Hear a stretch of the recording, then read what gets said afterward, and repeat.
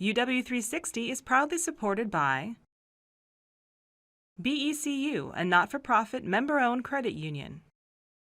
Pacific Office Automation, copy, print, workflow, and IT. Problem solved. If you were trying to explain to someone what we do in philosophy or why it's interesting. If you knew you were going to die in 30 days, what are the things that would be most important to you? I think that my favorite thing to do before I die would be to cook. Earth. Maybe like people I know, like family and friends. This is the kind of philosophical question that adults might struggle with, and it's one of many that are asked in this 4th grade classroom at John Muir Elementary School in Seattle. Okay, I'd take off tap dancing. You would take off tap dancing? Yes, I would. Okay. I think that philosophy for children is really important because I think that children do have what I think of as a philosophical self. And what I mean by that is the part of us that wonders about the circumstances of our existence, that sort of marvels about the strangeness of how we find ourselves here and why we're here and what all of this is supposed to mean. Has anyone read the book Stuart Little? Jana Mohr Lone is the director and founder of the Northwest Center for Philosophy for Children, part of the University of Washington's Department of Philosophy. For many years, she's been teaching philosophy to children from preschool to high school. Oh, fish feathers.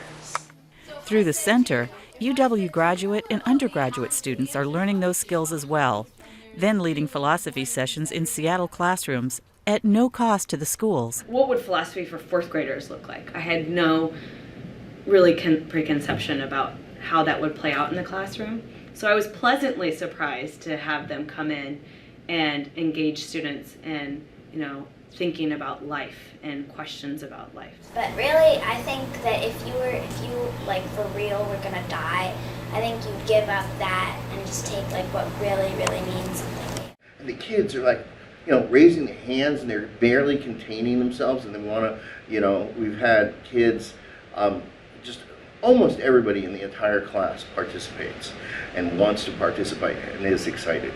And it's wonderful to see, and that's what I think really education is meant to do. In philosophy class, students explore their own thoughts, learning to think critically and creatively. What else could a contest be? For this age group, sessions start with reading a story. Next is coming up with questions and exploring possible answers. We're looking at the things that happen in the story, and we're asking higher order thinking level questions.